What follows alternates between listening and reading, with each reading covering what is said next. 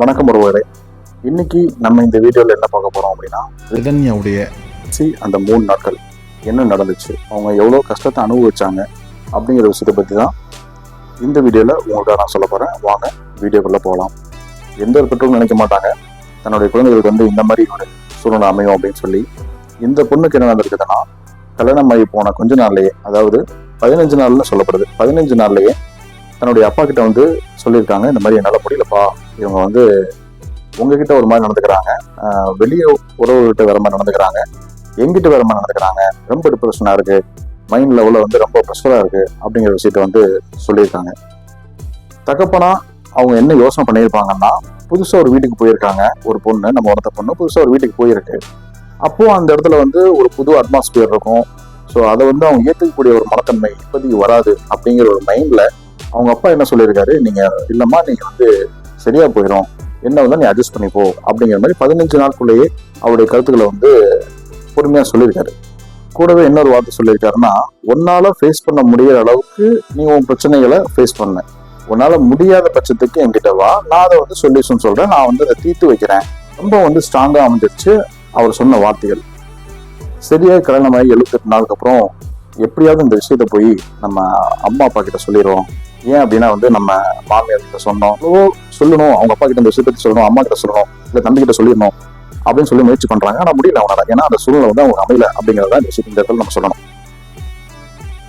சரி, நம்ம வீட்டுலதான் சொல்ல முடியல, நம்ம அப்பா இப்படி சொல்லிட்டாரு, எந்த பிரச்சனையா இருந்தாலும் உங்க குடும்பத்துக்குள்ளதான் நீங்க வச்சுக்கணும் அப்படின்னு சொல்லிட்டாரு.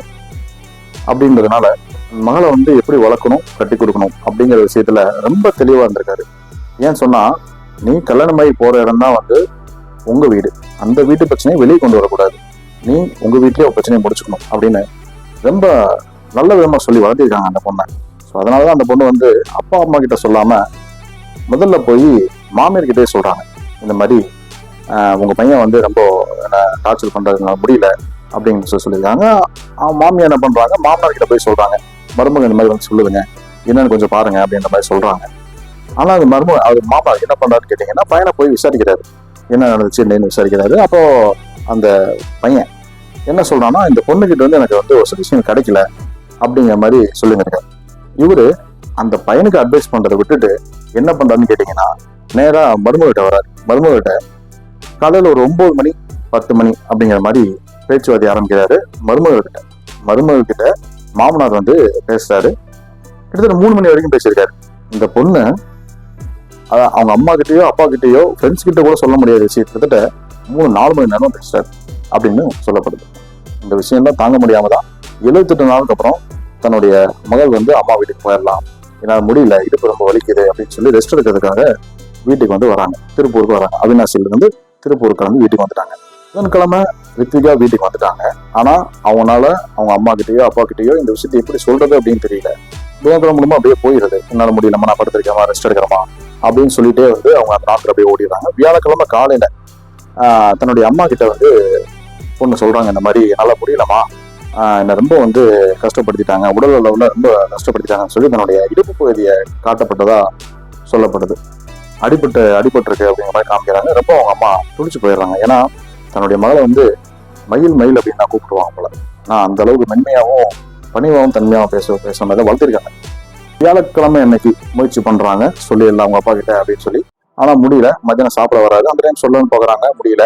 ஆனா அவங்க அப்பாவுக்கு ஏதோ ஒண்ணு படுது, நம்ம கிட்ட ஏதோ சொல்லணும்னு நினைக்கிறாங்க, சொல்ல முடிய மாட்டேங்குது. சரிங்க, வெளியே இங்க கூட்டு போலாம் சொல்லிடுவாங்க அப்படின்னு ஒரு மைண்ட் செட்டிங்ல என்ன பண்றாங்க, அவங்க அப்பாவே கேட்கிறாரு, நம்ம வெளியே எங்கேயாவது போலாமா, நைட்டு கேட்கிறாரு. அப்போ பொண்ணு சொல்லுது, இந்த மாதிரி ஓகேப்பா, நம்ம போகலாம், வெளியே எங்கேயாவது போயிட்டு வரலாம், டிரைவிங் போயிட்டு வரலாம் அப்படின்னு சொல்றாங்க. ஸோ டிரைவிங் கிளம்பா சொல்லும்போது அவங்க அப்பா என்ன பண்றாரு, டிரைவர் ஃபோன் பண்றாரு. உடனே அந்த பொண்ணு சொல்லுது, இல்லை வேண்டாம், டிரைவர்லாம் வேணாம், மாற்றி நம்ம ஓட்டிக்கலாம் அப்படின்னு சொல்றாங்க. சரி ஓகேன்னு சொல்லி அப்பா, அம்மா, அதுக்கப்புறம் பொண்ணு 3 பேர் கிளம்புறாங்க. எவ்வளவு முயற்சி பண்றாங்க அந்த விஷயத்த சொல்லிடலாம் அப்படின்னு சொல்லி பாக்குறாங்க. ஆனா அந்த நேரம் கூட சொல்ல முடியல, அந்த பொண்ணுனால முழு விஷயத்தையும் சொல்ல முடியல, ரொம்ப தேக்கப்படுறாங்க. ஆனா அவங்க அப்பா சொன்ன விஷயங்கள், நிறைய அட்வைஸ் எல்லாம் கேட்டு பாலக்காடு வரைக்கும் போனவங்க திரும்ப ரிட்டர்ன் திருப்பூருக்கே வந்துட்டாங்க. அந்த பொண்ணு அவ்வளவு நாம பண்ணிட்டாங்க. வியாழக்கிழமை, வெள்ளிக்கிழமை இன்னைக்கு இதே மாதிரி அவங்க வெளியில போறாங்க. அப்பாவும் பொண்ணு வெளியில போயிட்டாங்க. போன டைம்ல பாத்தீங்க அப்படின்னா, அந்த டைம்ல மாப்பிள்ளை வீட்டுல இருந்து வராங்க. இந்த மாதிரி என்ன மன்னிச்சிருங்க, இந்த மாதிரி நாங்க பொண்ணை கூட்டிட்டு போறோம் அப்படின்னு சொல்லி கேட்கறாங்க. சரி வெளியில போயிருக்காங்க, வரட்டும் நாங்க சொல்றோம் அப்படின்னு சொல்லி அவங்க அம்மா நார்மலாக பேசி அனுப்பிச்சிடுறாங்க அப்போதைக்கு. ஸோ அதுக்கப்புறம் வந்துட்டு அவங்களோட சொந்தக்காரர் ஒருத்தர் வராரு. ஸோ அவர் பேர் நான் சொல்ல இந்த இடத்துல நான் விருப்பப்படல. ஏன்னு கேட்டிங்கன்னா நான் வீடியோட எண்டில் நான் உங்கள்கிட்ட சொல்கிறேன் ஏன் விருப்பப்படல அப்படிங்கிறத. ஒரு மாமா வராரு. ஸோ வெள்ளிக்கிழமை அன்னைக்கு வந்து உனக்கு என்னமா பிரச்சனை அப்படின்னு சொல்லி அவங்க அப்பா உட்காந்துருக்காரு, அம்மா உட்காந்துருக்காங்க, பொண்ணு உட்காந்துருக்குது. மாமா கேட்குறாரு உனக்கு என்னமா பிரச்சனை அப்படின்னு சொல்லி. ஸோ அந்த பொண்ணு வந்து சரி சொல்லிடலாம், மாமா கிட்ட சொல்லிடலாம் அப்படின்னு சொல்லி தன்னுடைய பிரச்சனையை சொல்லலாம் ஆகும்போது அப்பா உட்காந்துருக்காங்க எப்படி சொல்றது அப்படின்னு யோசனை பண்ணிட்டு தனியாக பேசணும்னு சொன்னாங்க. அப்போ புரிஞ்சுக்கிட்டாரு, எந்திரிச்சு வெளியிலையும் போயிட்டாரு. அவங்க மாமா கிட்ட வந்து அவங்க மாமா கிட்ட சொல்ல ஆரம்பிக்கிறாங்க விஷயத்த. கிட்டத்தட்ட 1.5 மணி நேரம் 2 மணி நேரம் சொல்லப்பட்டதா கூறப்படுது. அப்படி சொல்லியுமே தன் மாமா வந்து என்ன கருத்துக்களை வந்து பதிவு பண்ணாங்கன்னு தெரியல. மாமா வெளியே வராங்க.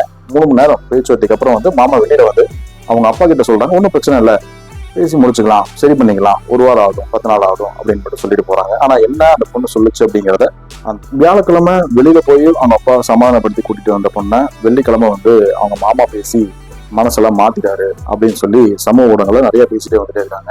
அப்படி கிடையாது.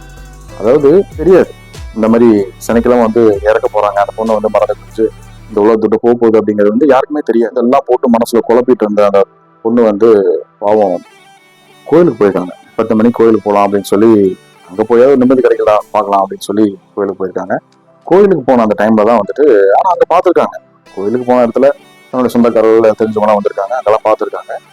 கோயிலுக்கு போனது உண்மை, அங்க இருந்து பிரசாதம் வாங்கினது உண்மை, எல்லாமே வாங்கிட்டு வெளியே வந்திருக்காங்க அப்பா கொடுத்துடலாம் சொல்லி. வந்தவங்க அம்மாவுக்கு ஃபோன் பண்ணி தகவலை சொல்லியிருக்காங்க. இந்த மாதிரி நான் வந்துட்டு இருக்கேன் அம்மா சொன்னது, நீ தயிர் வாங்கிட்டு வா வீட்டுக்கு அப்படின்னு சொல்லியிருக்காங்க. அம்மா சரி வாங்கிட்டு வரேன் நார்மலாக தான் சொல்லியிருக்காங்க. கொஞ்ச நேரத்தில் ஒரு ஃபோன் கால் வருது. அவங்க அப்பாவும் வீட்டுக்குள்ள வந்துட்டாரு. ஃபோன் கால் வருது, எடுத்து பேசினா அவங்க அம்மாவுக்கு யார் கால் பண்ணியிருக்காங்கன்னா அந்த ஸ்பாட்ல இருந்து உங்க பொண்ணு தான் நினைக்கிறாங்க, இந்த மாதிரி வந்து வாயிலிருந்து வர வருது, வண்டி ஆன் இருக்குது அப்படின்னு சொல்லி ஒரு ஃபோன் கால் வருது. பதட்டம் அடைஞ்சு போறாங்க. இங்கிருந்து ஃபாஸ்டா ஸ்பாட்டுக்கு போறாங்க. போகும்போது அவங்க அப்பா கொஞ்சம் தோணுது, இல்லை அவ எதை இருந்தாலும் எனக்கு தான் வந்து சொல்லுவா, ஃபர்ஸ்ட் எப்படி வந்து உனக்கு ஃபோன் பண்ணா, ஃபர்ஸ்ட் என் ஃபோன் எடுத்து செக் பண்ணு அப்படின்னு சொல்லி சொல்றாரு அவங்க அப்பா. அந்த பதட்டத்துலையும் கூட வந்து செக் பண்றாங்க. ஆனா ஃபோன் எதுவும் வரல. எப்படி எனக்கு ஃபோன் வராமல் போச்சு, அவங்க எதாவது இருந்தாலும் என் பொண்ணு எடுத்தானே சொல்லுவா அப்படின்னு அழுதுகிட்டே கதறிக்கிட்டே ஸோ பார்க்க சொல்றாங்க. மனைவியோ எடுத்து பார்த்துட்டே வந்துட்டே இருக்காங்க. பார்க்கும்போது தான் தெரியுது நெட் ஆஃப்ல இருக்கு அப்படின்னு. ஸோ மொபைல் நெட் ஆன் பண்ணது வந்து வாட்ஸ்அப்ல நோட்டீஸ் அப்படியே வந்துகிட்டே இருக்கு, வாய்ஸ் ரெக்கார்டு. அதுல ஒரு ரெக்கார்ட் கேட்கறாங்க. அந்த ரெக்கார்ட் நானும் கேட்டேன், ஆனால் இப்போ நான் ப்ளே பண்றதுக்கு எனக்கு விருப்பம் இல்லை. ஏன்னா அவ்வளோ வலியா இருந்தது. கடைசி நொடிகள்ல பேசப்பட்ட வார்த்தைகள் அது ரொம்ப கஷ்டமா இருந்துச்சு. நான் இந்த மாதிரி வந்து உங்களுக்கு பாரமா இருக்க விரும்பல, நான் தான் தப்பு பண்ணிட்டேன், என்ன மன்னிச்சிருங்கப்பா அப்படின்னு சொல்லிட்டு அந்த பிள்ளை அழுத வந்து கேட்கவே முடியாதவங்க வழிகள் இருந்தது. அதுதான் அவங்களோட கடைசி வார்த்தையும் கூட இருந்துச்சுன்னு நினைக்கிறேன். நாட்டில் வந்து ஒருத்தருக்கு ஃபோன் வந்துச்சு இல்லையா, ஸோ அவங்களுக்கு திரும்பவும் அவங்க கால் பண்றாங்க. எங்க பொண்ணை கொஞ்சம் ஹாஸ்பிட்டலில் கொஞ்சம் நீங்க அட்மிட் பண்ணுங்க, நாங்க வந்துட்டே இருக்கோம் சொல்றாங்க. சரி ஓகேன்னு சொல்லிட்டு வச்சு அவர் திருப்பி ஒரு 10 நிமிஷம் கழிச்சு ஃபோன் பண்றாரு.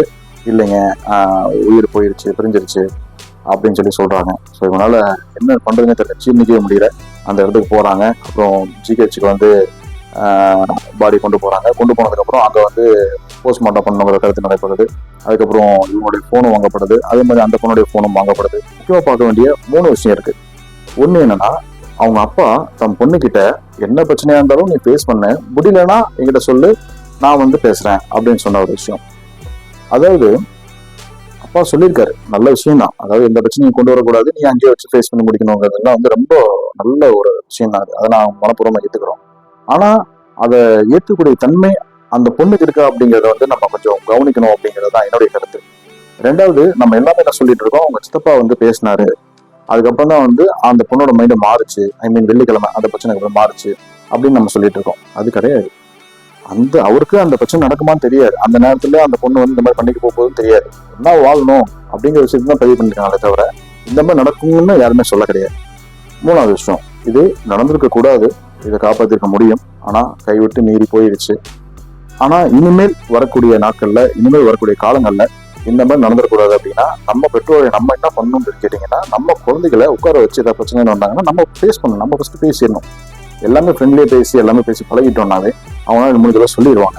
ஸோ அதை வச்சுதான் நம்ம கிளியர் பண்ணி அவங்கள நம்ம சேஃப்டி பண்ணி வெளியே கொண்டு வர முடியுமே தவிர இதை யாருமே சால்வ் பண்ணவே முடியாது. இந்த பிரச்சனையிலிருந்து முழுமையா அவங்களே வெளியே வரணும்னு நினைச்சா கண்டிப்பா முடியாது. ஏன்னா அந்த பக்குவம் அவங்களுக்கு இருக்காது. நமக்கு இருக்கக்கூடிய அந்த பக்குவம் வந்து அவங்களுக்கு கண்டிப்பா இருக்காது. ஸோ அதுக்கு நம்ம என்ன பண்ணணும்னா, அவங்ககிட்ட உட்காந்து நம்ம அமைதியா பேசணும். அவங்க நிறைய கருத்துக்களை கேட்கணும், அவங்க சொல்ல விஷயத்தை புரிஞ்சுக்கணும். ஸோ கண்டிப்பா இனி வரக்கூடிய காலங்கள்ல இந்த மாதிரி நம்ம குழந்தைகளை நம்ம பாதுகாத்துக்கணும் அப்படின்னு சொல்லி நான் கேட்டுக்கிறேன். ஸோ இதே மாதிரி நெக்ஸ்ட் வீடியோவில் நம்ம பார்க்கலாம். நன்றி, வணக்கம்.